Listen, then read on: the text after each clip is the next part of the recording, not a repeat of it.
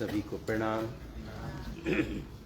समय अधिक हो गया है, इसलिए मैं ज़्यादा फॉर्मेलिटीज़ में नहीं रहूँगा। और मुझसे कहा गया कि यदि मैं जल्दी जल्दी सारे मर्म दिखा दूँ ताकि एक वीडियो बन जाए और वो सबसे शेयर हो जाए तो आपके लिए अच्छा रहेगा।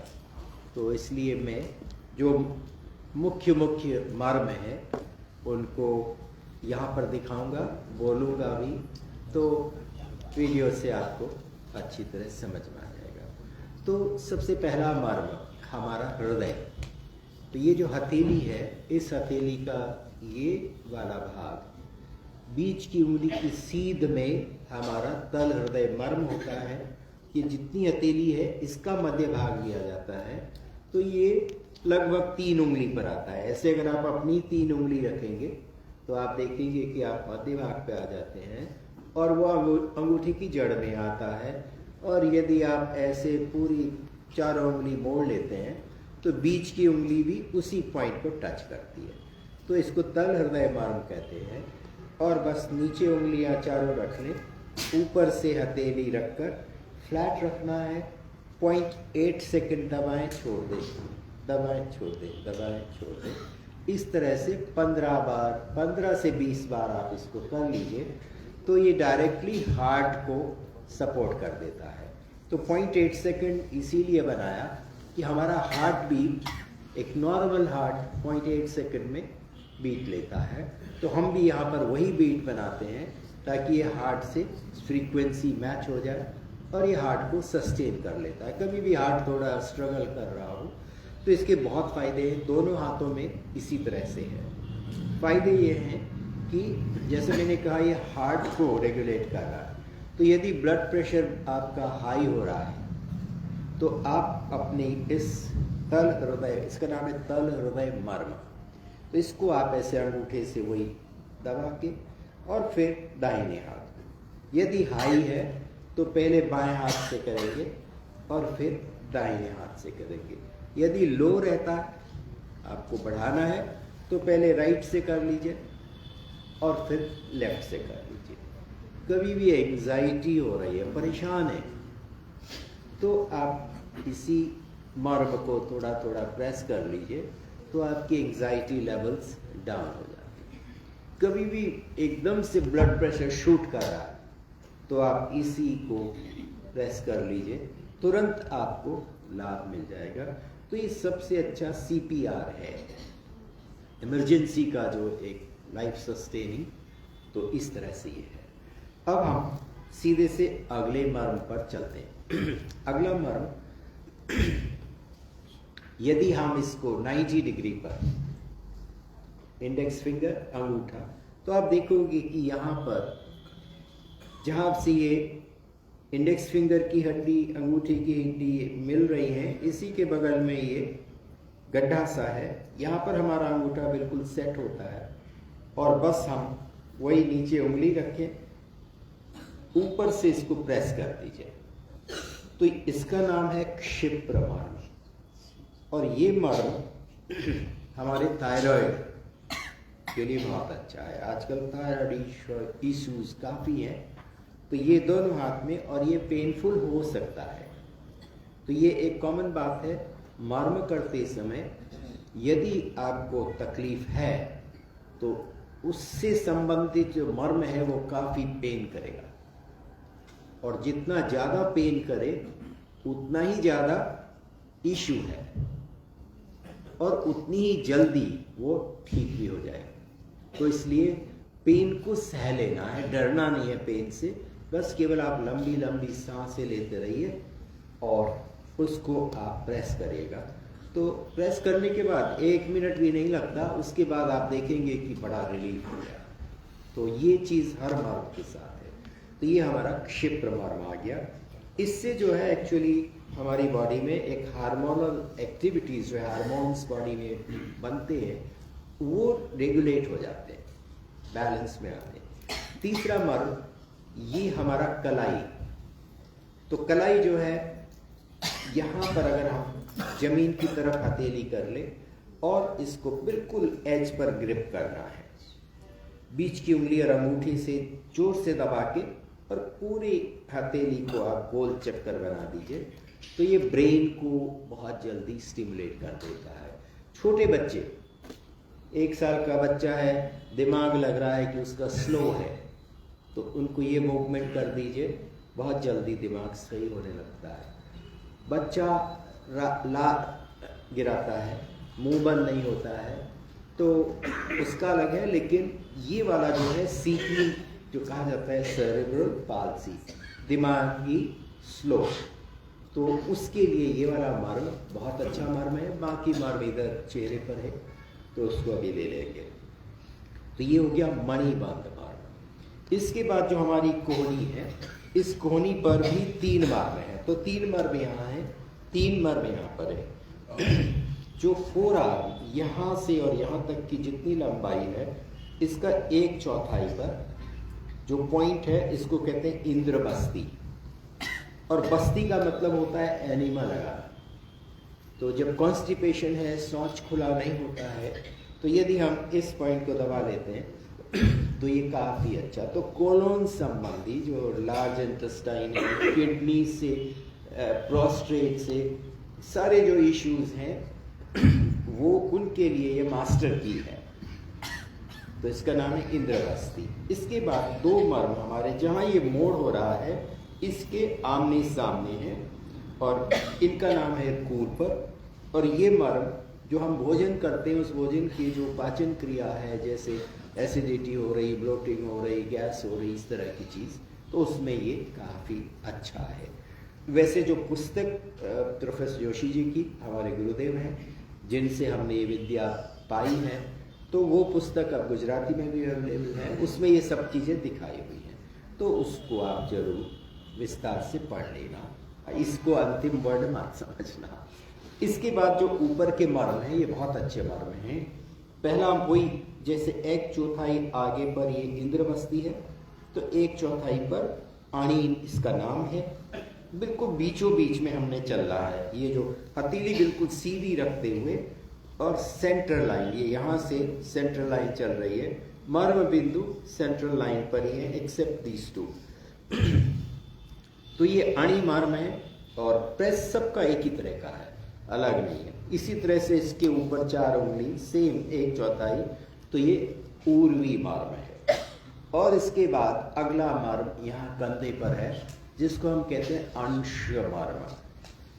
तो ये 3 मर्म जो है, अणि, ऊर्वी, अंश, और इसके बाद पीठ की तरफ जो शोल्डर ब्लेड है, जो ये घूमता है पटेला, इसमें 2 मर्म हैं, एक बीचों बीच में, एक उसकी जड़ में है। अगर ऐसे हाथ रख के आप ऐसे लाओगे तो वो ठीक आपकी शोल्डर ब्लेड की जड़ पर आपकी बीच की उंगली पहुंचेगी, ऐसा करके। तो जो ब्लेड है, ब्लेड की जड़ में आपकी बीच की उंगली जाएगी, तो वही मर्म है पॉइंट, और इसका नाम है बृहति। तो ये 5 मर्म हो गए।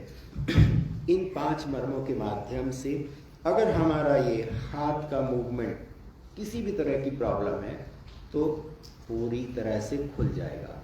अगर आपकी गर्दन के मूवमेंट की प्रॉब्लम है, वो भी खुल जाएगी। फ्रोजन शोल्डर हो रहा है, मतलब कंधे से रिलेटेड जितनी भी प्रॉब्लम्स हैं, तो वो अपने आप रिजॉल्व हो जाती है। तो इतने मर्म ये हो गए।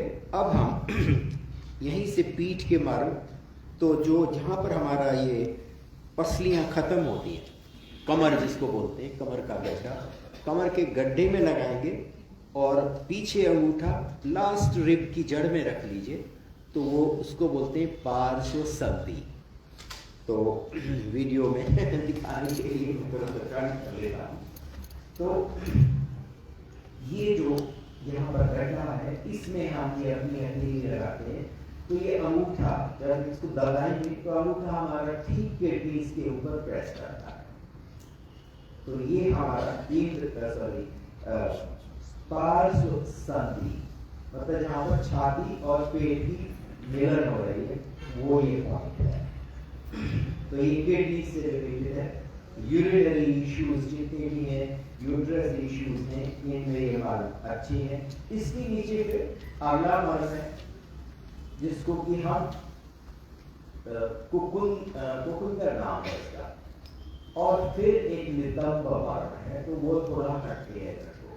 और एक जो जहाँ पर मेरी ये सिटिंग बोन, पेल्विक बोन की सिटिंग बोन है जो जमीन को छूती है, उसको कहते हैं कटी तरों।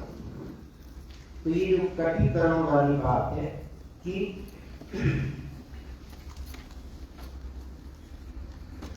यदि हम ये जो क्रॉस लेग्ड बैठते हैं या फिर वज्र आसन में बैठते हैं, तो यदि हम इनमें बैठते हैं तो हमारी कमर तरुण मतलब यंग रहे।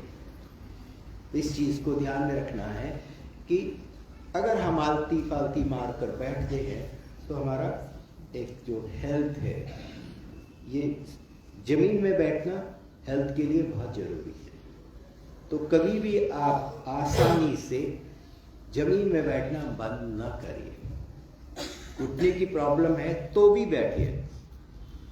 और मैं मतलब कोई गलत एडवाइस नहीं दे रहा हूं, उसका कारण ये है कि जब तक जोड़ में मूवमेंट नहीं होगा, जब जोड़ में मूवमेंट होगा तभी उसमें ब्लड सर्कुलेशन हो सकता है।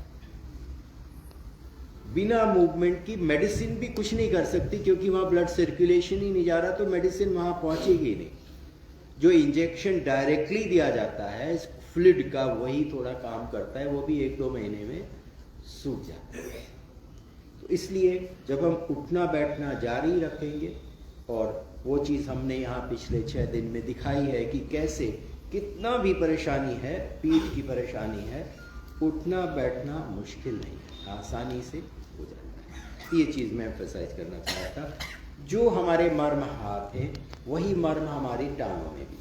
तो जैसे ये हथेली का था, तो इसी तरह से हम अगर अपने पैर का ये पंजा लेंगे, इसकी शेप देखिए बड़ी इंटरेस्टिंग है। जब हम ये पंजा रखते हैं तो ये हिस्सा हमारा हमेशा जमीन से ऊपर रहता है, तो मर्म कभी जमीन को नहीं छूता। अगर नीचे कोई भी कंकड़ वगैरह हो, अगर मर्म में लग जाए तो नुकसान हो जाएगा। इसलिए देखिए पैर की रचना ऐसी बनाई गई कि एक्सीडेंटली भी कोई इसमें आघात ना हो। पहले से जब नंगे पांव चलते थे, अभी तो जूता पहन लेते तो चीज़ नहीं है, लेकिन इसी मर्म को तल हृदय कहा गया। तो इसकी लोकेशन यही है कि वही जैसे यहाँ बीच की उंगली से था, ऐसे ही ये जो इसकी बीच की उंगली है उससे बीचों बीच में ये लाइन चल रही है, और जहाँ पर ये हमारा आर्च का मिड पॉइंट है, यही इसका मध्य भाग है। 4 उंगलियां ऐसे रख लेते हैं तो हमारा अंगूठा अपने आप इस मर्म पर पहुंच जाता है। बहुत ही आसान है इसको करना, मुश्किल नहीं है। अगर आप बहुत से लोग ऐसे बैठना पसंद करते हैं तो ये हाथ अपने आप आपका यहाँ पर, मतलब कोई खाली बैठे हैं बात कर रहे हैं और ये धीरे धीरे यहाँ मर्म हो रहा है, तो पहले से ऐसा ही रहता था। हाथ जो है वो मर्मों को ही छू रहे होते।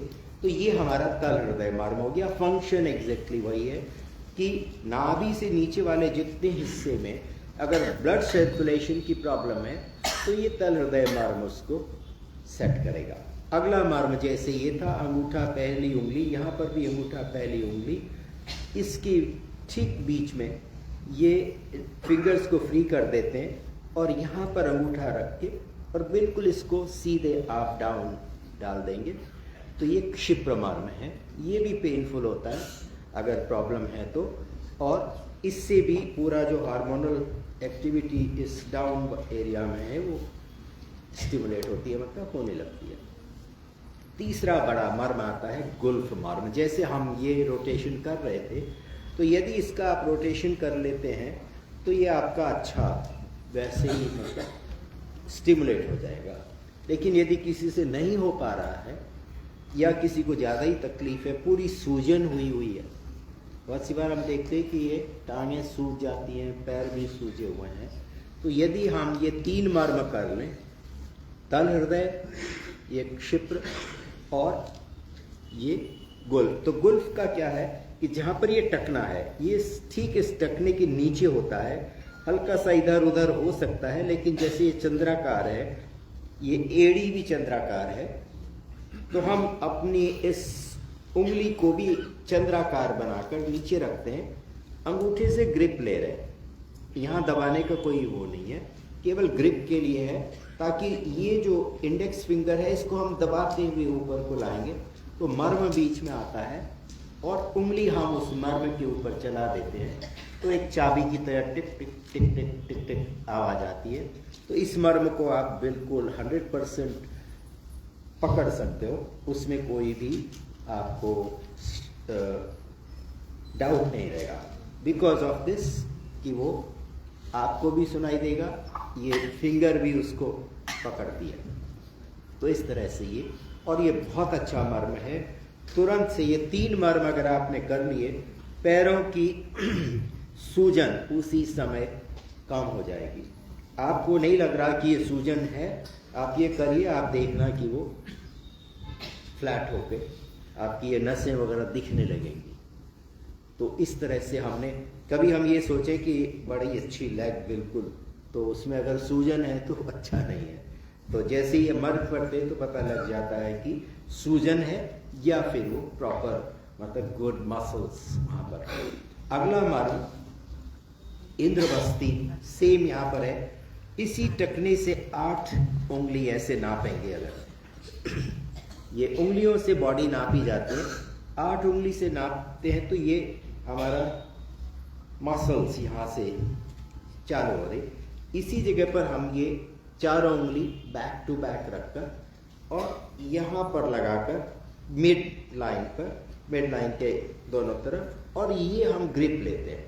यहाँ से ग्रिप लिया और 4 उंगलियों से हम इसको ऐसे ऊपर को दबाएंगे तो यहाँ अंदर राइट इन द मिडल जो नर्व्स चल रही हैं, इसको दबाने से उन पर थोड़ा मैसेजिंग हो जाती है।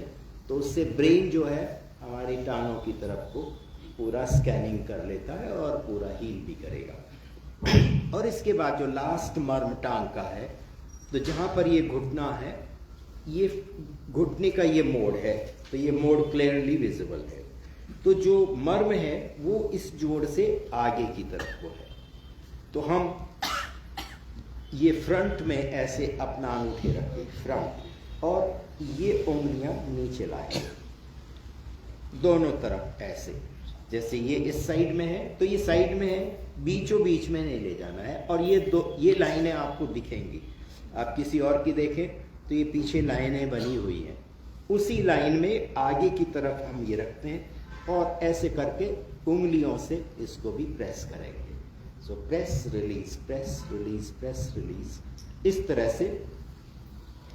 तो ये 6 मर्म करने से आपको घुटने की प्रॉब्लम है, टकने की प्रॉब्लम है, हिप्स की प्रॉब्लम है, साइटिका है, वेरिकोज है, कितनी तरह की प्रॉब्लम से सारी की सारी, you one doesn't need to think कि किस प्रॉब्लम का क्या है, आप सारे मर्म कर दीजिए तो जो भी इशू है वो अपने आप निकल जाएगा।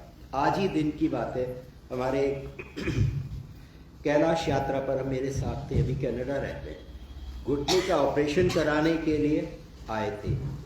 फेसबुक में उनको पता चला कि मैं यहाँ हूँ तो तुरंत से उन्होंने मुझे मैसेज किया कि साहेब आपसे मिलना है। आए, बताया कि घुटने का ऑपरेशन है। हमने कहा इसको तो रोक देते हैं, तो मैंने उनको केवल ये मर्म किए और वो बिल्कुल, वो कहता अब तो कोई परेशानी है ही नहीं। तो he has cancelled his knee surgery और वापस। तो ये मतलब इतनी बढ़िया चीज है। आजकल हम सोचते हैं कि सर्जरी करके ठीक हो जाएगा। सर्जरी, देखिए कोई भी शरीर में कोई भी अंग खुल गया तो मतलब समझिए कि वो पार्टली तो डिसेबल हो ही गया। तो ये मतलब आप सर्जरी पर बहुत ध्यान रखिएगा और जितना हो सके आप अपनी मतलब जो हमारी नेचुरल इस शरीर में इतनी सारी मैकेनिज्म है, विद्याएं हैं, इन विद्याओं को यदि हम जानेंगे और इन पर ज़्यादा विश्वास करिए, क्योंकि आपको तुरंत रिजल्ट देता है। आप लोग इतने यहाँ आए हो इसीलिए आए हो कि पिछले 6 दिन में आपने बहुत कुछ अनुभव किया है, देखा है कि वास्तव में ये रिजल्ट दे रहा है और इतनी आसानी से कितना भी बुजुर्ग है वो भी कर सकता है। आजकल सीनियर्स की मैक्सिमम सीनियर्स केयर इशू है, तो अगर पैरामेडिक स्टाफ को ये सारी ट्रेनिंग हो जाए तो सीनियर्स के लिए बहुत अच्छा, मतलब एक उनका मेंटेनेंस, उनको मच बेटर लाइफ हम दे सकते हैं। तो ये चीज़ें आप समझिएगा। कई सीनियर्स को मैंने इस बीच में देखा है और एक सेटिंग में ही उनको बहुत मतलब डिफरेंस बिल्कुल नज़र आता है कि हाँ बहुत रिलीफ है, जो मेडिसिन नहीं करती। और मेडिसिन आपको साइड इफेक्ट खूब देती है, उसको आप जरूर रखिएगा। हर पेन किलर ब्रेन को डिसेबल कर रहा है, इतना तो मैं बड़े डंके की चोट पर बोलता हूँ।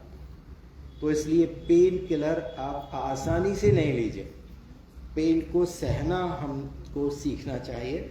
जब अनबियरेबल हो जाए तो वहाँ पर भी हमारे पास ये है जो कि पेन को मैंने आपको एग्जाम्पल्स भी दिए हैं जहाँ पर कोई भी पेन किलर काम नहीं कर रहा था और हमारे ये हाथ के मर्म काम करके पूरा पेन उसी समय गॉन।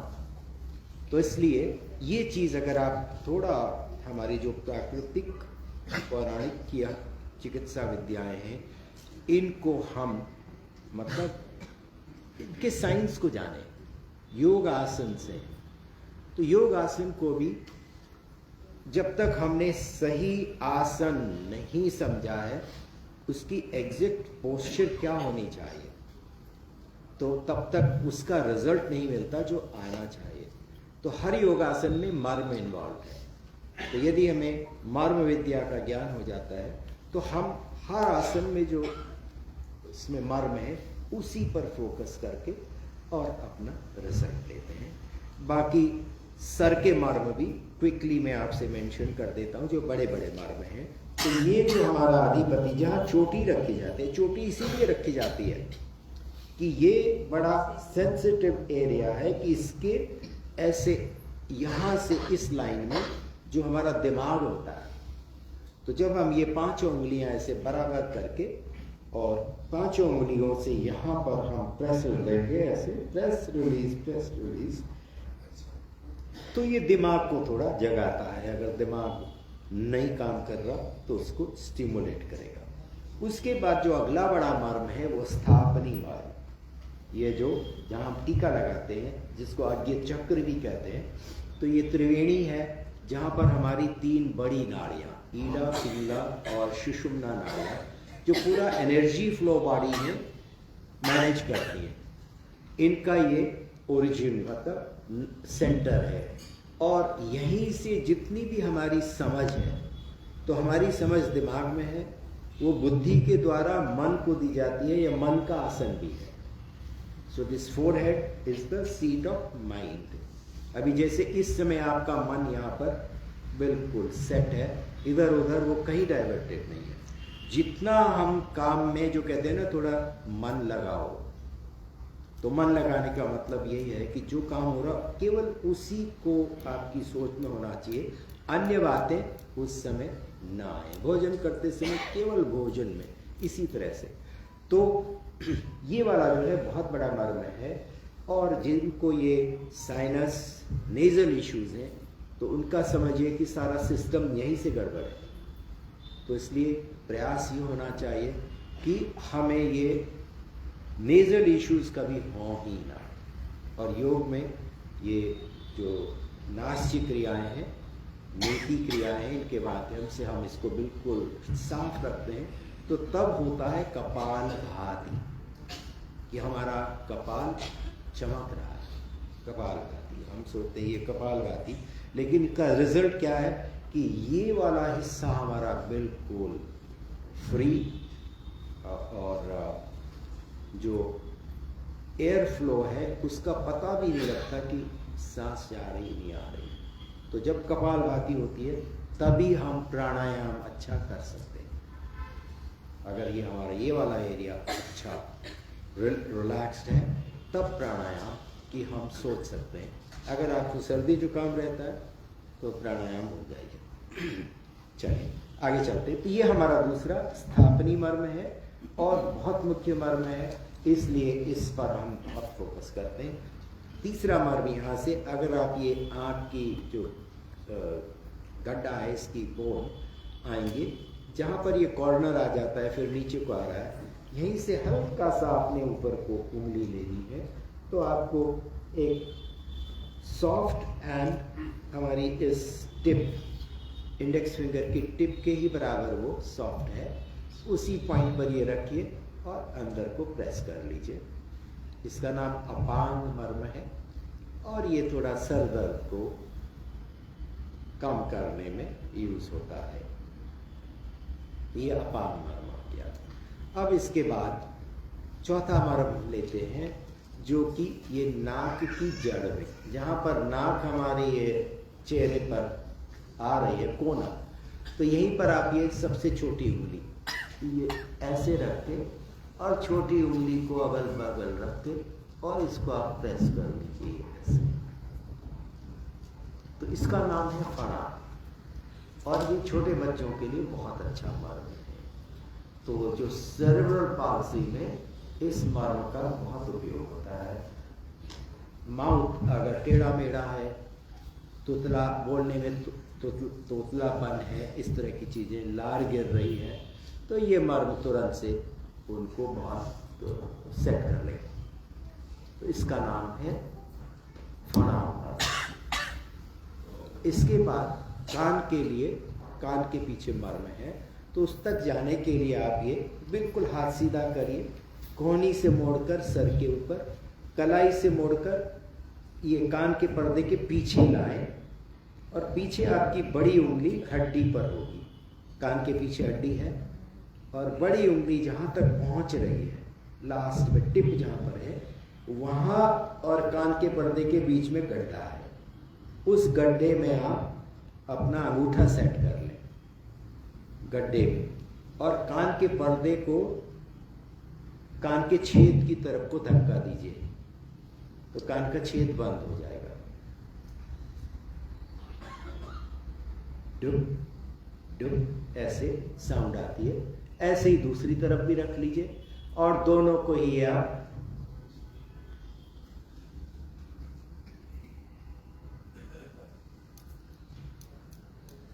तो इस तरह से ये विदुर मर्म इसका नाम है। और कान की जो भी इश्यूज हैं, जो जिनके यहाँ साउंड आती है, टिनिटिस या कुछ इस तरह का नाम है, तो इस तरह की, या फिर कान बहता है, जो भी इश्यूज है, तो ये वाला मर्म इसके लिए बहुत अच्छा है। इसके बाद जो लास्ट मर्म चेहरे पर बड़ा मर्म, वो ये यहाँ पर सिंघाटक मर्म होते हैं। तो जहाँ पर ये नाक की हड्डी माथे की हड्डी से मतलब टच कर रही है, so exactly the meeting point, तो उस पॉइंट पर हम नाक की जो बोन है, नाक की बोन को पकड़ के मतलब टच करते हुए और नाक की बोन को दबाएंगे ऐसे, बिल्कुल जड़ पर, नीचे टॉप में नहीं दबाना है, उसकी जड़ पर दबाना है। इसका नाम है सिंघाटक मर्म। और जो हमने प्रोफेसर जोशी जी से सुना है कि ये जो चार बड़ी इंद्रियां हैं, कान, आँख, नाक और जीभ, इनकी जो नर्व्स हैं ये सब आएंगी और इस सिंघाटक पर ये मिल जाती है और यहाँ से फिर ये आज्ञा चक्र पर आती है। तो इस तरह से आप देखेंगे कि मन किस तरह से इंद्रियों से जुड़ा हुआ है। पूरा साइंस अवेलेबल है कि माइंड जिसको हम देख नहीं सकते क्योंकि उसका फिजिकल कोई एग्जिस्टेंस नहीं है, तो वो यहाँ कैसे बैठा है और कैसे वो हमारी इंद्रियों के साथ कनेक्टेड है, माइंड पीछे बुद्धि से कैसे कनेक्टेड है, और फिर दिमाग नाम की चीज़, तो ये सब कैसे कनेक्टेड है, यही जो नाड़ी शास्त्र है और नाड़ी तंत्र है। और इसी तरह से प्राण का साइंस है, प्राण वायु कहा गया है, उसके भी कई भाग हैं। तो इस तरह से जब हम इन विद्याओं का हमें जानकारी होगी और प्रैक्टिकल नॉलेज की किस तरह से ये हमारे लिए चल रही है और किस तरह से हम इनको कंट्रोल कर सकते हैं, तो ईश्वर ने हमें कंट्रोल भी दिया हुआ है कि आप स्वयं से इन पॉइंट से चीज़ें ठीक रख सकते हो। तो इस तरह से ये मर्म विद्या आई है। 2 दिन पहले मैंने आपको रुद्राभिषेक के 3रे अध्याय का श्लोक भी सुनाया था, जहाँ पर ईश्वर से प्रार्थना की जा रही थी कि मेरे मर्मों को सुरक्षित कर दो, और जगह चोट लग भी जाए तो कोई बात नहीं। और फिर शिव कहते हैं, यजमान मैं तेरे सारे मर्मों को आच्छादित कर रहा हूं। तो इस तरह से इन मर्मों का जो ज्ञान है वो ऐसा नहीं है कि ये किसी ने अभी खोजा है, ये हमारे आयुर्वेद के शास्त्र में पूरी तरह से है। और हमारे जो मतलब जो हमारी पूजा पाठ जो मतलब बड़े बड़े जो अनुष्ठान, जिनको हम अनुष्ठान कहते हैं, तो हर चीज़ का अनुष्ठान किया जाता था कि हम उस शक्ति को जागृत करें अपने अंदर। तो ये सब शक्तियाँ जब हम अपने अंदर लेते हैं तो फिर नेचुरली हम स्वयं पर पूरा आत्मनिर्भर रह सकते हैं। तो इन शॉर्ट में इस समय इतना ही कहूँगा, क्योंकि पर्पज़ यही था कि आपको एक ओवरऑल आइडिया रहे कि जो मेजर पॉइंट्स हैं मर्म बिंदु और किस तरह से हम इनको यूज़ करेंगे। तो यदि टांगों की प्रॉब्लम्स है तो पता आँख बंद करके सारे मर्म कर लीजिए, और नाभि से ऊपर की कोई भी प्रॉब्लम है हाथों के सारे मर्म कर दीजिए। उसके अलावा फिर जो स्पेसिफिकली मालूम है और उससे रिलेटेड मालूम है तो हम उनको एडिशनली यूज़ कर सकते हैं। तो इतना मैं आपको कहूँगा। अब मैं थोड़ा सा आपको, हमारे यहाँ फ्रंट में भी मर्म हैं जिनको हम डायरेक्टली नहीं प्रेस करते। जैसे हमारा निपल है, इसकी 2 उंगली ऊपर 2 उंगली मतलब 4 उंगली ऐसे और निपल बीच में, तो दोनों एज पर मर्म है। तो इसको स्तन मूल और स्तन रोहित ऐसे करके नाम दिए गए हैं, 4 मर्म दिए हैं। ऐसे ही हमारे ये आर्मपिट, इधर को मर्म है। तो हम क्या करते हैं कि ये डॉक्टर साहब ने, मतलब डॉक्टर साहब अपना रिसर्च करते रहते हैं, तो उन्होंने एक ये बनाया कि हम जनरली ऐसे बैठते हैं ना, नॉर्मली हम ऐसे हाथ बांध लेते हैं, तो इनमें मर्मों का ही खेल है ज़्यादा। तो अगर हम मर्मों को जान के थोड़ा देखें तो क्या करेंगे, हमें मालूम है कि 4 उंगली ऊपर पहला मर्म है और फिर 4 उंगली पर दूसरा है। तो अगर हम ये उंगली 4 उंगली ऐसे ही रख लें तो दोनों मर्म इसमें आ गए। तो इसको ऐसे रख लिया, और अब इसको हम ये अंगूठा थोड़ा ऐसे रखेंगे और ये उंगलियां ऐसे हैं, अंगूठा इस तरह से। तो ये क्या है, हम इसके ऊपर लाएंगे और नीचे की साइड में ले आएंगे, तो ये स्तन मूल में चला गया। अब हम क्या करेंगे, ये हमारा एक लीवर बना, हमने ये उठाया, सांस भरी, इधर भी दबा के पकड़ा है और इधर भी दबा रहे हैं, तो ये मर्म अपने आप दब रहे हैं।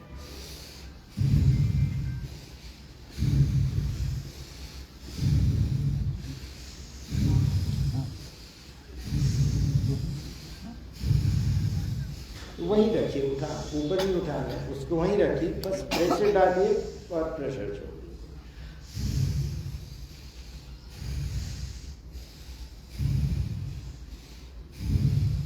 तो इस तरह से ये हमारे इस एरिया के लिए लंग्स हैं और हार्ट है, जो मेजर तो है यही है। इसके बाद जो हम हार्ट हमारा लेफ्ट साइड में है, तो हार्ट के लिए उन्होंने कहा इस बार आप ये उंगलियां ऐसे मोड़ के, अंगूठा साइड में रखा है और फिर से वही पोजीशन है, इसको तो ऐसे ले लिया और इस बार हमने इसको ऊपर को ले आया, तो दिस टाइम ऊपर की तरफ, और ये साइड में आएगा। तो ये वाले जो हैं ये पसलियों के उसमें, और वहां से हार्ट को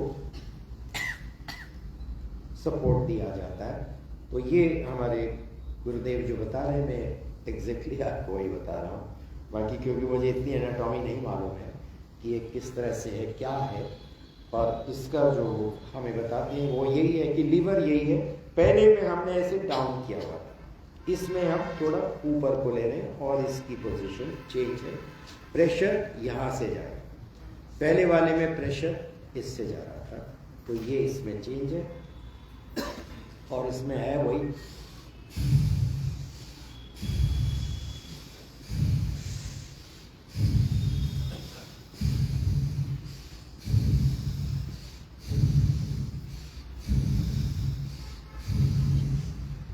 तो इस तरह से ये हम इनडायरेक्ट जितने भी हमारे नाभि वाले मर्म हैं, तो सॉरी चक्रों वाले मर्म, तो चक्रों में कभी भी हम दबाएंगे तो इनको हम इनडायरेक्टली ही स्टिमुलेट करेंगे।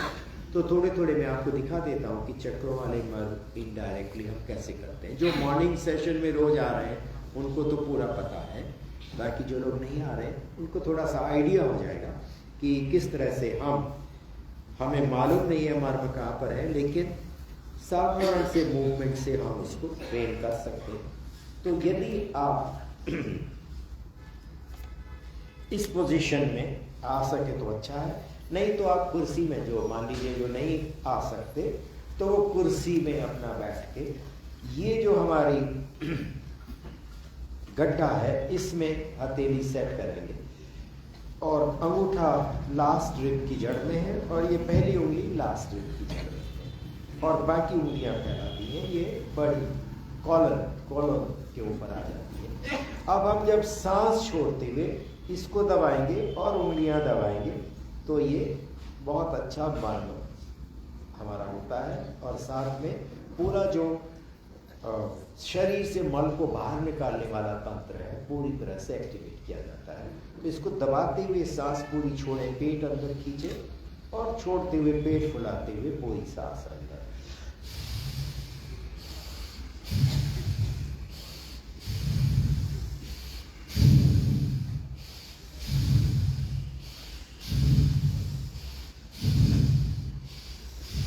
तो इस तरह से ब्रीदिंग के साथ कोऑर्डिनेट कर देते हैं तो और भी इसका डबल इफेक्ट होता है, क्योंकि ब्रीदिंग के माध्यम से ब्लड सर्कुलेशन बढ़ता है और ब्लड में ऑक्सीजन कंटेंट बढ़ा हुआ है। इस तरह से ये बहुत अच्छा थेरेपेटिक है।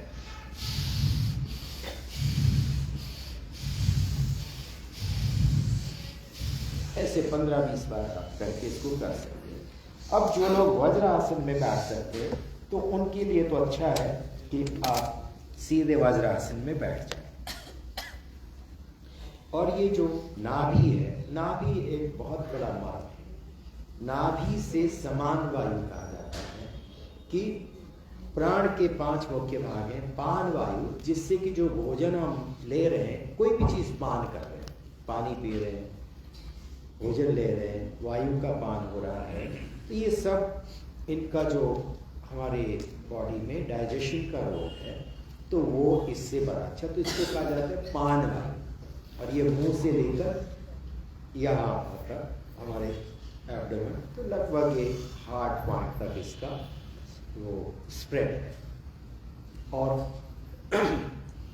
ये थायराइड से हमारे इस शोल्डर एरिया, नेक एरिया, यहाँ के मर्म हमें बताए नहीं जाते। 12 मर्म यहाँ हैं, बहुत नाजुक है, हल्का सा गलती होने से इंस्टेंट डेथ होती है, इसलिए ये इनडायरेक्टली ही किए जाते हैं। तो नाभि पर भी समान वायु कहा गया, तो पान वायु और अपान वायु लेंगे, लेकिन समान वायु। तो जब भोजन का डाइजेशन हो गया, ब्लड उससे मिल गया, अब ये पूरे शरीर में समान रूप से बांटना है, जहाँ पर जिसको जितना चाहिए। तो वो जो समान वायु कहा गया कि यहाँ से अब ये जो डिस्ट्रीब्यूशन है सारा नाड़ियों के द्वारा है। तो हम ठीक इस नाभि के ऊपर मुट्ठी रखकर और दूसरा हथेली इसके ऊपर हल्का सा ऐसे आगे को झुकेंगे, ये कलाई हमारी रिब केज के अंदर को आएगी, तो ये लिवर वगैरह उनको प्रेस करेगी और झुकते हुए सांस भरें, सीधा होते हुए छोड़ दें।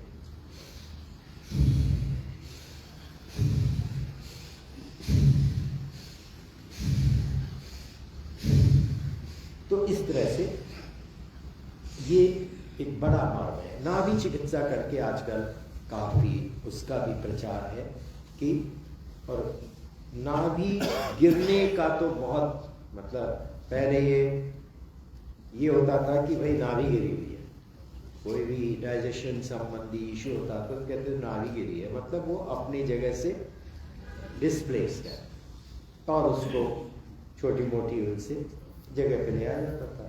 तो ये वही चीज़ है, एग्जैक्टली उसी का है कि नाभि अगर ये जो हमारी नाड़ियाँ थोड़ा भी इधर उधर हो रही तो वो अपनी जगह पर सेट हो जाती है, तो हमारा डाइजेशन प्रोसेस सही रहेगा और जो ब्लड का पूरा डिस्ट्रीब्यूशन है वो भी बढ़िया रहेगा। तो ये हो गया। अब इसके बाद ये जो स्वादिष्ठान चक्र का है कि हमारी नाभि से ये जो एक एक विलास की दूरी होती है, तो इसका ये मध्य भाग ठीक यहाँ पर आता है, हथेली इसके ऊपर रख ली और ये बस्ती मार्ग कहलाता है। यहाँ पर जोड़ देने से जो मल निष्कासन है वो क्रियाएं बड़ी स्मूथ हो जाती हैं, चाहे पेशाब बाहर निकालनी है, लेडीज़ में यूट्रस की जितनी इश्यूज हैं तो उनके लिए बस्ती मार्ग। और इसमें हम पूरी पीठ को आगे लाएंगे, सांस भर लें, वापस आए, सांस छोड़ दें, इस तरह से। तो अब इस अभ्यास में हमारा कटी तरुण मार्ग भी चल रहा है और इधर जितने भी हिप के एरिया के मार्ग में ये सब एक साथ आ रहे हैं और यहाँ से हमारा ये बस्ती मार्ग आ रहा है। तो इस तरह से ये जो मतलब बहुत सिंपल सी मूवमेंट्स हैं, लेकिन इनको कैलिब्रेट किया है, ये योग के आसन नहीं है और ये professor Joshi exclusively by him, nobody else has given this kind of treatment।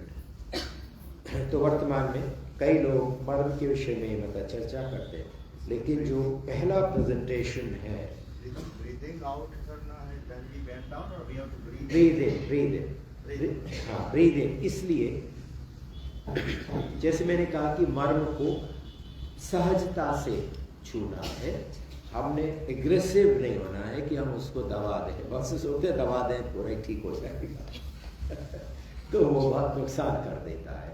तो जब हम नॉर्मल आसनों में, आसनों की प्रैक्टिस में हम झुक रहे हैं तो सांस बाहर छोड़ दें, that is the normal. But यहाँ पर क्योंकि हमने मुट्ठी मर्म के ऊपर रखी है, अब ये अंदर को दबाएगी, हम झुक रहे हैं तो मुट्ठी अंदर को जाएगी और सांस निकाल दी तो हो सकता है ये बिल्कुल दबा दी।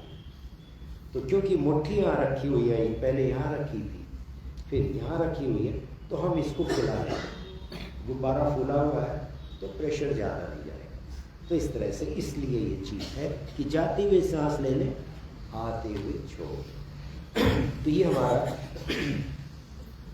स्वादिष्ठान मर्म हो गया, नाभि मर्म हो गया, गले का जो विशुद्ध चक्र होता है इसको भी हम ले लेते हैं। तो इसके लिए हम क्या करते हैं कि 4 तरीके से सांस लेते हैं। ये बहुत अच्छे मर्म हैं, इनसे ये जो हमारी मतलब लंग्स की एक्टिविटी है और पूरी इधर की जितनी भी एक्टिविटी है, खासकर ये मतलब रेस्पिरेटरी, ये सब चीज़ें हमारी इनसे जो गले और चेहरे के मामले हैं इनडायरेक्टली यूज हो रहे हैं। हम क्या करते हैं, नाक से लंबी सांस खींचेंगे और छोड़ते हुए हमने ऐसे पूरा जबड़ा तान के और जीभ बाहर खींच के बिना आवाज की ब्रीद आउट करनी है। तो ऐसे आवाज नहीं आनी चाहिए, आप केवल पेट को अंदर को दबाते जाएं और सांस को बाहर निकालते जाएं, तो ऐसा साउंड होता है।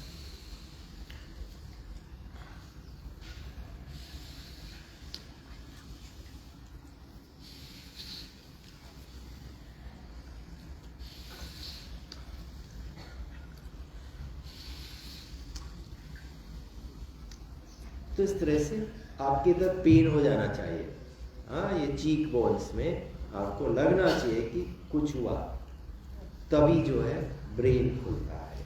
और इधर से जितनी भी ये नाड़ियाँ हैं, क्योंकि मैंने आपको बताया कि सुषुम्ना नाड़ी ब्रेन से अपना सारा प्राण भी लेती है और पूरा कॉन्शियसनेस समझ भी लेती है और उसको यहाँ मन पर लाती है। अब यहाँ से वो पूरा डिस्ट्रीब्यूट हो रहा है, वितरण हो रहा है प्राण का भी और प्राण के साथ समझ का भी। तो ये जो डिस्ट्रीब्यूशन हो रहा है ये अब पूरा ट्रैवल करता है। तो इस एरिया में वो बिल्कुल मतलब स्मूथ रहना चाहिए। तो अगर यहाँ की नर्व्स हमारी ब्लॉक है तो मैसेजिंग बॉडी को नहीं मिलेगी। तो इसलिए ये जो सिंपल से हैं, आपने देखा होगा कुत्ते बिल्ली जो ये हैं, ये लोग अपना जबड़ा काफी, इनकी जो मेन चीज है कुत्ते की स्मेल सेंस, तो इसी तरह से तो ये लोग, तो इसके पीछे यही है कि ये सारा यहाँ से जो नाड़ी तंत्र चल रहा है ये पूरी तरह से एक्टिव रहे, हमारी सेंसेस पूरी तरह से एक्टिव हो, तो इस तरह के लिए है। इसी में दूसरा है कि हम गहरी सांस लेकर पेट फूल जाएगा और फिर और फुलाने का प्रयास करते हैं तो हम सांस को धक्का देते हैं, मुंह बंद रखते हैं, तो इस तरह से पेट भी और फूलेगा, लंग्स फूलेंगे तो पेट फूलेगा, गला फूलेगा तो सांस की नली खुलेगी। तो इस तरह से रेस्पिरेटरी सिस्टम काफी हम खोल लेते हैं। तो गहरी सांस भर के, तो जब जोड़ी लगाते रहते हैं तो एकदम से नाक से गुब्बारा फट जाता है।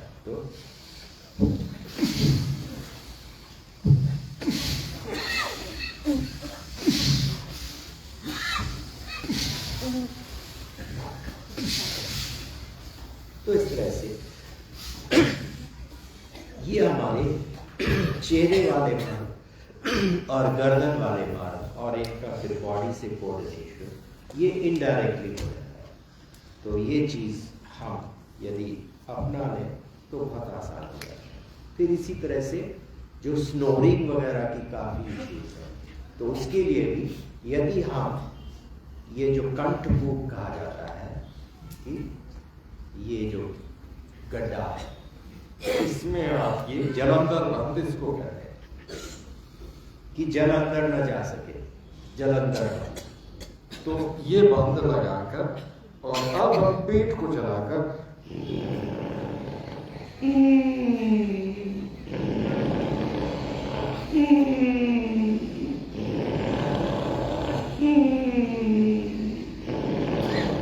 तो ऐसे जब करेंगे तो ये सारा क्लीनिंग हो जाएगी। तो ये जो कंठकूप है, जो स्नोरिंग का चक्कर है वो यही है कि ब्रीदिंग यहां से सांस की नली में नहीं जा रही, ब्लॉक्ड है। तो ये सब क्रियाएं हैं, इनको क्रियाएं कहा जाता है, क्रियाएं हैं जिनके माध्यम से ये सारे मैसेजेस खोले जाते हैं। तो हमारे ये सब मार्ग पूरी तरह से इस चीज को सुनिश्चित कर लेते हैं। और लास्ट में जो जी क्रिया तो बहुत समय से सभी जगह होती है, तो ये हम चिन अप करके और नाक से गहरी सांस भरते हुए इस एरिया को सिकोड़ना है, सांस की नली को सिकोड़ना है। तो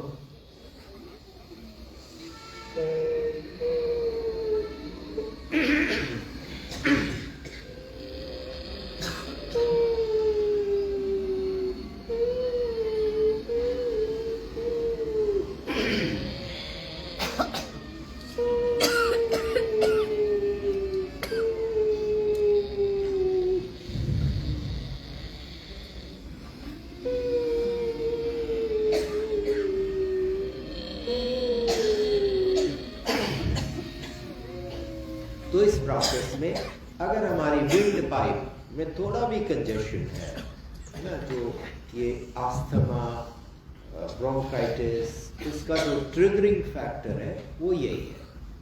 तो यदि हम ये क्रियाएं करते हैं तो हम ये ट्रिगरिंग फैक्टर्स को एलिमिनेट कर सकते हैं। बहुत अच्छी चीज़ है। और इस तरह से ये प्रैक्टिसेस हमारे प्रोफेसर जोशी जी ने बनाई हुई है, और कुछ जो योग के माध्यम से जो मेरी समझ में आया और जो मुझे अनुकूल लगा तो वो भी हमने इसमें जोड़ा है। और हम इसको पूरी तरह से जब जॉइंट हमारे शिविर्स होते हैं, मैं भी होता हूँ, प्रोफेसर जोशी भी होते हैं, तो वहाँ पर हम ये पूरा एक इंटीग्रेटेड प्रोग्राम प्रेजेंट करते हैं और इसका बड़ा अच्छा हमें परिणाम मिलता है हर तरह से। तो मेरे ख्याल से मुख्य तो यही है, जिसके माध्यम से कि हम जो फिजिकली जिनको कर सकते हैं और जिनको नहीं कर सकते इनडायरेक्टली इस तरह से हम इसको कर लेते हैं। तो ये हमारा मर्म का विषय होगा। और जैसे मैंने पिछले मतलब योग के माध्यम से ये बताया है कि शरीर अपने में अपने से कुछ भी नहीं कर सकता।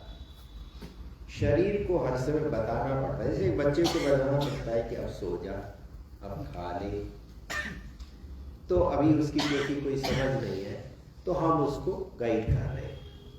शरीर भी शुरू से आखिर तक थोड़ा बहुत हैबिचुअल, अगर जो कहा जाता है दिनचर्या, अगर हमने डेली रूटीन अपना अच्छा बना लिया है कि हम सुबह जल्दी उठते हैं, उसमें भी हमारा बड़ा नियम है कि फटाफट शौच गए, नहाया धोया, योगासन का किया, थोड़ा बहुत ध्यान का किया, अगर ईश्वर के प्रति भक्ति है तो भी अच्छा है, थोड़ा बहुत पूजा पाठ से भी काफ़ी ये मतलब भावनाएं जागृत होती हैं।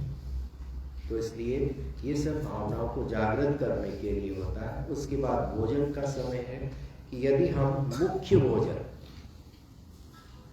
सुबह 9 से 10 बजे के बीच में करें, बताया जाता है कि सूर्योदय, सनराइज एंड सनसेट, ये बहुत बड़े मतलब आप देखें कि हमारे जो इस्लाम भाई हैं ये सब सन को ही फॉलो करते हैं और कहते हैं हम सन को नहीं मानते। आप देखिए कि उनकी हर नमाज की कॉल हर दिन के सनराइज सनसेट के हिसाब से होती है ना। ईद हमारी चांद को देख के तो कहेंगे हम इनको नहीं मानते। तो ऐसी मूर्खता जो है वही गिरा रही है। ये कहीं कुरान शरीफ में इस तरह का कुछ नहीं। ये सब जो मॉडर्न लोग अपने ही स्वार्थ के लिए सब इसको, तो हमने ये देखना है कि जो हमारे लिए प्रकृति ने बनाया, हमारे लिए प्रकृति ने यही बनाया, ब्रह्म मुहूर्त में उठिए। ब्रह्म मुहूर्त क्या है? सूर्योदय से 2 घंटा पहले, और सूर्योदय के 2 घंटे बाद तक 4 घंटे का ब्रह्म मुहूर्त कहा। और ब्रह्म मुहूर्त में आयुर्वेद कहता है कफ प्रकृति होती है। कफ का मतलब होता है जल। कफ प्रकृति क्या है? जल प्रधान। तो इस 4 घंटे में आप खूब जल का पान करिए, और जितना जल का पान करेंगे तो वो सब शोधन कर देगा।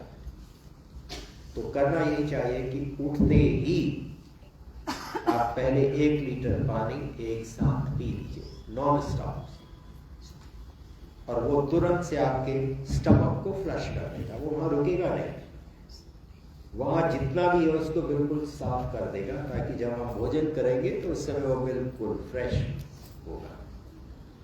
और वो सारा पानी छोटी आंत में आएगा, जहां से वो विद इन नो टाइम पूरा ब्लड स्ट्रीम में पहुंच जाता है। तो अगले 2-3 घंटे तक आपको 2-3 बार हो सकता है लघु श्रम का यूरिनेशन के लिए जाना ही होगा। तो वो कोई बला नहीं है, वो बहुत अच्छी चीज है कि खून साफ हो रहा है, क्योंकि सारा पानी खून में आया, और खून पूरे शरीर में से टॉक्सिन्स को लेके वापस आता है, और फिर उसको किडनी में भेजा जाता है, जहाँ से टॉक्सिन्स यूरिनेशन के फॉर्म में बाहर निकलते हैं, या फिर पसीने के रूप में भी बाहर आते हैं। तो ये जितना हम जल पिएंगे, अच्छा योगासन करें, खूब पसीना हो, और दूसरी तरफ खून का जो है वो अपना यूरिनेशन के माध्यम से। तो इस तरह से यदि हमारा एक डेली रूटीन है तो आसानी से हम बीमार नहीं हो सकते, और हो भी गए तो कोई फर्क नहीं पड़ता। मुझे कल से थोड़ा जुकाम हुआ, लेकिन इट हैजंट डिसेबल्ड मी। तो मैं पूरा सेशन बड़े आराम से कर रहा हूँ, क्योंकि हमारे पास इन सब के लिए जो शोधन क्रियाएं हैं उसके माध्यम से हम इस पैसेज को बिल्कुल क्लीन रखते हैं। और वास्तव में जुकाम क्या है? शरीर की शोधन क्रिया है। जुकाम कोई एलिमेंट नहीं है। हमारे इस सिस्टम में जो ये कफ रुक जाता है, तो जुकाम के माध्यम से उसको डिस्पेल किया जाता है। तो इसलिए इनको गोलियों से कभी आप ट्रीट मत करें, इसको ठीक समझ बनाकर और जो ये जल रीति वगैरह इस तरह की क्रियाएं हैं इनके माध्यम से हम करेंगे तो बहुत अच्छा रहेगा। तो 4 घंटे का कफ पीरियड हो गया। अब मान लीजिए 6 बजे सूर्योदय हो रहा है तो 4 बजे उठिए, 8 बजे तक जलपान रहे, 8 से 12 बजे तक अब पित्त काल हो जाता है, प्रकृति का। तो हमारे जितने भी वनस्पति है, जानवर हैं, ये सब लोग इसको मतलब उनका तो नेचुरली फॉलो होता है, उनको मालूम नहीं है। बट आपने देखा होगा कि सुबह सब प्राणी जल की ओर जाते हैं और सायंकाल भी जाते हैं, तो जिस समय कफ पीरियड होता है तभी जाते हैं। तो अगर हम 8 बजे से 12 बजे के बीच में, तो जो पीक होगा वो 10 बजे होगा। तो अगर हमने 9-10 बजे तक भोजन कर लिया तो बहुत जल्दी उसमें से न्यूट्रिशन एक्सट्रैक्शन वो पित्त कर लेता है। जो पित्त अग्नि है वो अग्नि उस भोजन में से रस निकाल लेगी। अगर हमने 2 बजे भोजन किया जब पित्त है ही नहीं तो उसका क्या रस निकलेगा? ये इश्यूज हम लोग सोचते नहीं है। रियलिटी ये है कि उस भोजन में से जो न्यूट्रिशन एक्सट्रैक्शन होना है वो हो ही नहीं सकता आफ्टरनून में, और वो बर्डन बनता है। इसीलिए मेजर जो प्रोटीन ये वो सब है वो यही है कि वो ऐसे ही पड़ा है, सड़ रहा है, गंद कर रहा है। तो यदि हम 9-10 बजे, पहले हम लोग मतलब हमारे उत्तराखंड में तो ये नियम था कि 8-9 बजे भोजन करके ही निकलेंगे, और ये टिफिन का कोई चक्कर नहीं होता है। हमने कभी टिफिन नहीं ले गए कॉलेज या कहीं भी, सुबह खा के निकले और शाम तक पैक, बीच में कोई भी कुछ नहीं चाहिए। तो यदि हम ऐसा अपना पर्सनल लाइफस्टाइल बना लें तो आप देखेंगे कि health wise you will be on top, और जो मेंटल मतलब जो हमारी विजडम मतलब कहा गया जो समझ वाली साइड है वो भी बिल्कुल बढ़िया अलर्ट रहती है। तो इस तरह से ये हम अपनी लाइफस्टाइल में अगर ये चीज़ कर सकेंगे तो बहुत अच्छा रहेगा। फिर 12 बजे के बाद वात प्रकृति हो जाती है, जहाँ पर कि थोड़ा रेस्ट वगैरह है कि अब वो चंचल, वात क्या है, थोड़ा चंचल कर रहा है। और फिर उसके बाद दोबारा से कफ काल आ जाता है, फिर से 4 घंटे का, ये 12 घंटे ये हो गए, और फिर तो फिर से मान लीजिए 4 बजे से 8 बजे तक कफ हो गया, 8 से 12 तक पित्त हो गया, और 12 से 4 तक वात हो गया। तो 12 बजे रात्रि से सुबह 4 बजे तक यदि हमें गहरी नींद आ जाए, क्योंकि वात प्रकृति में नींद बड़ी आती है, तो यदि हम 4 घंटे की नींद ले सके, गहरी नींद, अगर हम 10 बजे सो गए और सोते ही गहरी नींद आ गई तो कहना ही क्या। तो यदि आप वास्तव में एक अच्छा आपका होलिस्टिक हेल्थ पूरी है तो सोते ही 1-2 मिनट में पता ही नहीं लगता कि कहाँ पहुंच गए, और सुबह जब अलार्म बजता है तभी होता है कि जल्दी हो गई। तो इस तरह से गहरी नींद हो जाए तो आपकी हेल्थ पूरी तरह से, जो सबकॉन्शियस ब्रेन है वो रिकवर करता है।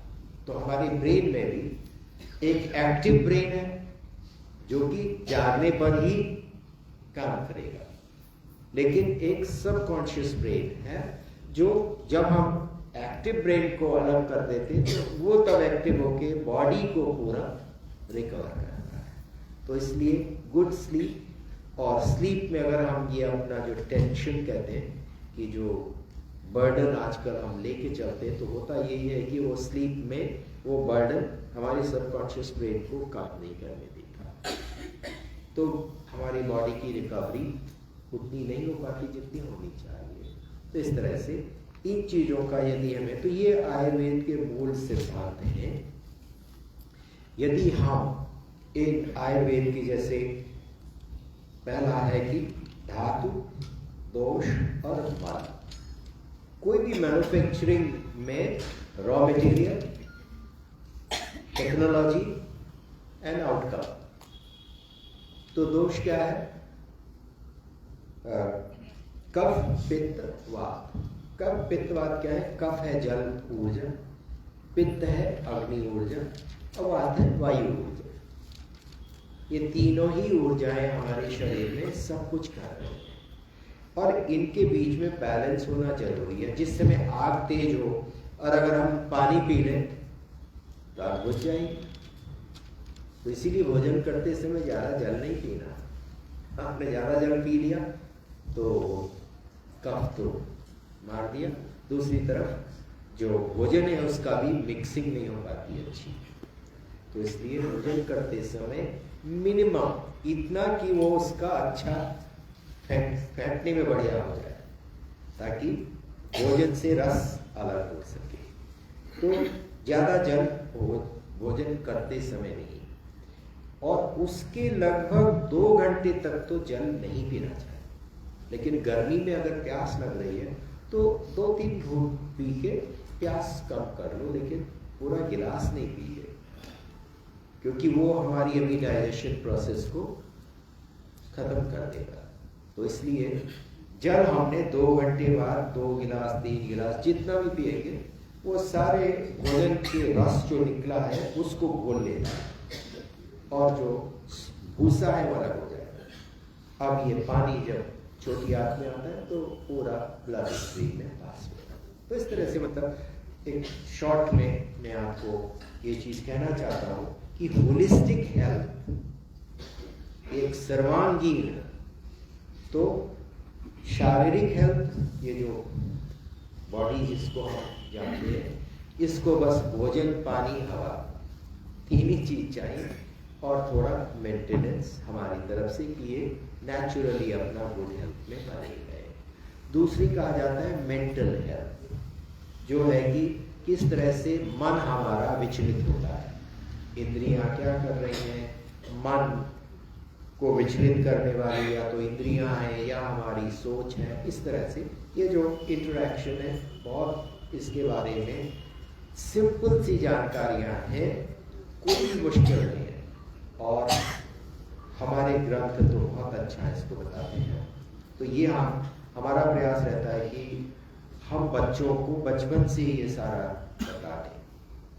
तो जो आपने जो भी सेवा दी है वो हमारे ट्रस्ट के माध्यम से हम अपने पास पड़ोस के गांव के जितने जो बच्चे स्कूल नहीं जा पाते हैं तो उनको हम अपने गुरुकुल में लेकर और उनको जो 1 घंटे की यही शिक्षा होती है, रोज आधे घंटे का नहीं 1 घंटे का तो वर्कआउट होता है फिजिकल, और आधे घंटे का जब भी मैं वहाँ हूँ तो इसी तरह का उनको डेलिब्रेशन होता है। गीता के जो वर्किंग मतलब जो मेन श्लोक है उनको हम 1-1, 2-2 लेकर समझाते हैं, देखो कैसे समझाया है। और जब LKG का भी बच्चा सुन रहा है, आप आश्चर्य करोगे कि जिस समय ये श्लोक पढ़ते हैं तो जो बड़े बच्चे हैं वो तो ठीक है, वो तो अपना, लेकिन जो अभी LKG UKG वाला है उसके भी होठ चल रहे होते हैं काली, जो भी उसके कान सुन रहे हैं तो होठ अपने आप। So this is how you know कि अगर बचपन में ऐसा हमारे घर के अंदर का एटमॉस्फेयर हो, मेन चीज़ ये है कि घर के अंदर इस तरह के मॉर्निंग में अच्छे मंत्र लगा दीजिए। जैसे यहाँ स्वामी जी बहुत अच्छा हमारा सुबह मंत्र पाठ वगैरह होता है, तो कितना गुंजन। स्वामी जी यहाँ के मेरे आने से पहले 10 मिनट पूरा एनर्जी फील्ड क्रिएट कर, तो ये एनर्जी फील्ड को आप फील करेंगे। इस ऊर्जा में जैसे ही आप आते हो तो पूरा मतलब ऊर्जा बैलेंसिंग बॉडी में होती है। और ये चीज़ लोग कहते हैं कि सर उनको ये रियलाइज नहीं होता कि हम कितना एनर्जी फील्ड उनको देते हैं। कभी कभी तो हम ड्रेन आउट हो जाते हैं। बहुत सी बार ये होता है जब किसी के पास नहीं है और तो हम ड्रेन हो जाते हैं, तो हमें फिर से उतनी ऊर्जा रिप्लेनिश, कंटिन्यूस रिप्लेनिश तो होती है, लेकिन जिस समय ड्रेन ज़्यादा हो रहा है और कम हो रही तो नेचुरली तो उस समय लगता है आज ड्रेन डाउन हो गया। तो इस तरह से ये एनर्जी फील्ड का भी बहुत जबरदस्त साइंस है। और यदि हम उस ऊर्जा के बीच में रहते हैं तो बहुत सारी बीमारियां पूरी तरह से कट जाती हैं। Energy field. तो मेरे ख्याल से अधिक न कहते हुए मैं यहीं पर विश्राम देना चाहूँगा और इतना जरूर कहूँगा कि पिछले 7 दिनों में मैं कभी इस एक्सपेक्टेशन से नहीं आया था। हमारी एक्सपेक्टेशन तो थी कि यहाँ ये टीचर्स ट्रेनिंग प्रोग्राम में हम कुछ इनको, लेकिन मैंने स्वामी जी से निवेदन किया था कि अब मैं वहाँ दिन भर बैठ के क्या करूँगा। तो अगर कोई ऐसे परेशान लोग हैं हेल्थ को लेकर तो हम दिन में थोड़ा बहुत कुछ कर सकते हैं ताकि मेरा भी समय ठीक हो जाए। लेकिन हमारे अरुण भाई ने जो आपने जितना मतलब यहाँ पर ये एक वास्तव में ये कि कितना मतलब एक तरह से मैं कह सकता हूँ कि कितने स्कूलों में हम गए, मोर देन 1000 बच्चों के साथ हाई स्कूल, उनके साथ इंटरेक्शन हुआ, टीचर्स के साथ इंटरेक्शन हुआ। इसरो में कल yesterday we had a very good, मतलब उसके बाद कई उनके इसरो के भी लोग चाहते थे आके मतलब डिस्कशन करने लगे। तो आज भी हमने आपके यहाँ बड़ा आनंद लिया। तो इस तरह से it has been a really, मैं तो ऊपर वाले से कहता हूँ ऐसा दिन रोज ही मेरे लिए कर दे तो क्या बात है।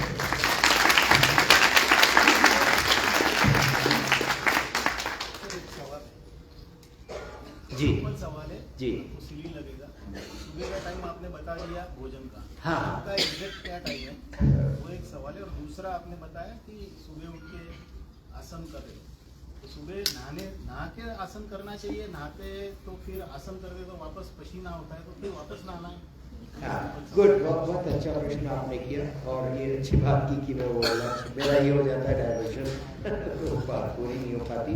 तो 12 से 4 तक वात प्रकृति होगी, फिर 4 से 8 फिर से कफ पीरियड आया तो उस समय जल। लेकिन सोना भी जरूरी है और सोने से पहले कम से कम 2 घंटा पहले रात्रि का भोजन हो जाना चाहिए यदि आप पूरा मील लेते हैं। बहुत से लोग तो रात को ही अपना मुख्य मील खाते हैं, तो उनके लिए बहुत जरूरी है कि वो सोने से 2-3 घंटा पहले भोजन करें। ये नहीं कि हमने रात के 12 बजे भोजन किया और सीधे सो गए तो वो भोजन कहीं नहीं बचता। सूर्यास्त के पहले लेना चाहिए। हाँ, सूर्यास्त के पहले हो जाए तो अच्छा है, लेकिन अगर हम ये पीरियड के हिसाब से चले तो सूर्यास्त के समय कम पीरियड है अभी, तो जल का है, तो इसलिए रात्रि भोजन कहा जाता है कि लाइट रखना चाहिए। तो सायंकाल भोजन कम ले, मॉर्निंग में जितना चाहे ले, क्योंकि वो दिन भर में बहुत बढ़िया तरीके से बॉडी के काम आ जाता है। लेकिन रात्रि में और खास करके अगर आप 7-8 बजे तक ले लेते हैं तो अच्छा है। देखिए पाश्चात्य देशों में क्या होता है, ये लोग 6 बजे से पहले अपना, क्योंकि सुबह इनका हार्डली कुछ होता है, वो अपना बस सैंडविच कल्चर है इनका, लेकिन शाम को आके 5-6 बजे फुल मील लेते हैं। और उसके बाद अगर रात्रि में उनको इच्छा हुई तो दे से सफर, उसमें क्या होता है सलाद और चीज, इस तरह की कोई अन्न वगैरह ये नहीं। So it's very light and a glass of wine, इस तरह का उनका कल्चर है जो कि बड़ा हेल्दी है। तो इस तरह से लाइट आप डिनर रखिए, उसके बाद 2 घंटे से पहले सोइए। थोड़ा बहुत ये वज्रासन में बैठ जाए या थोड़ा बहुत अगर विहार हो जाए, चल सके तो वो बहुत अच्छा है। और जो दूसरी बात आपने कही कि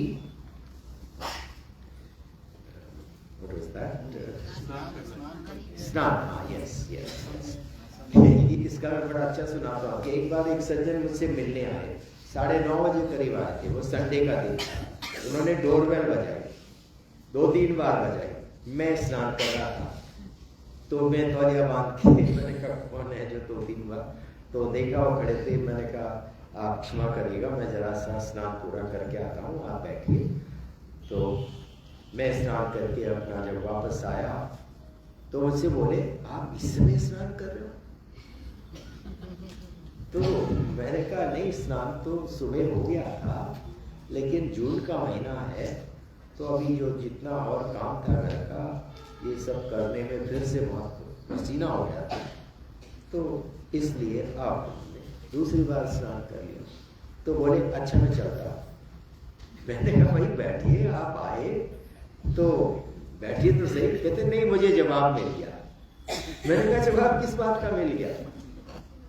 कहते नहीं, मैं यही जानना चाहता था कि योग से पहले नहाऊं या बाद में नहाऊं। कभी ये नहीं सोचा है 2 बार भी नहा सकता हूं। तो इसलिए ये तो नीड बेस्ड है। जाड़ों में हो सकता है 1 बार भी ना नहाना पड़े, उत्तराखंड में खास करके, लेकिन हमेशा 1-2 लोटा पानी जरूर शरीर में डाल लेना चाहिए। उससे क्या होता है, अगर मान लीजिए आप अभी सुबह आप घर के सारे काम करने हैं, महिलाओं को खास करके, तो क्या होता है कि वो यही सोचती है कि जब सब निबट जाएगा तब हम चेंज करके स्नान करेंगे। तो उस समय भी ये जरूर कर लेना चाहिए कि सुबह अगर 1 लोटा पूरा पानी ना भी डालें तो अच्छी तरह से ये जो ड्राई वॉश कहा जाता है, ये सेंसेस इन सब में पानी लग जाना चाहिए, हाथों में लग जाना चाहिए, टांगों में लग जाना चाहिए। और यदि बेस्ट तो है कि 1-2 लोटा बस पानी डाल दीजिए, साबुन बाद में होता रहेगा और उससे बॉडी फ्रेश हो जाती है और आपके काम करने में मन लगेगा, तो एक्टिविटी मतलब प्रोडक्टिविटी भी बढ़ जाती है। तो ये एक कॉमन चीज है। आई थिंक मैं मंच को दे देता हूँ। सर कोई डायबिटिक पेशेंट्स के लिए बर्मा पॉइंट स्पेसिफिक इनको आप छोड़ दीजिए सर।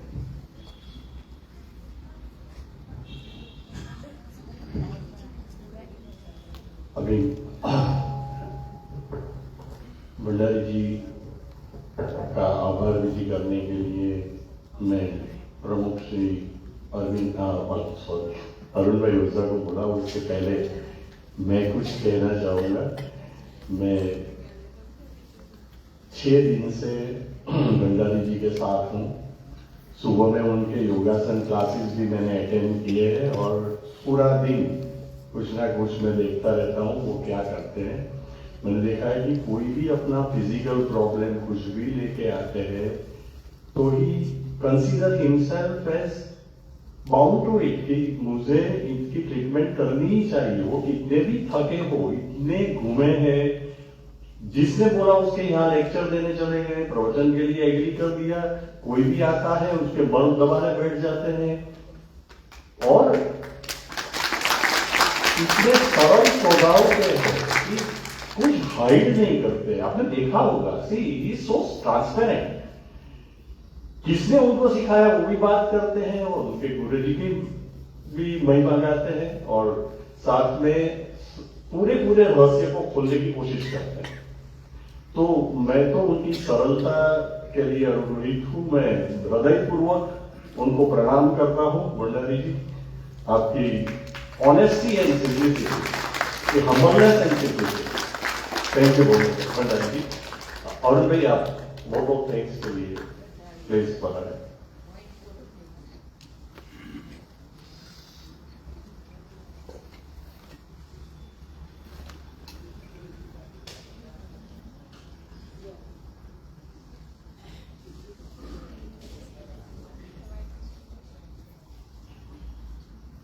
आदरणीय भंडारी जी, पूज्य स्वामी जी, हमारे मेहमान तो नहीं कहेंगे वो, प्रवीण जी, अनु जी, आप सभी आश्रम के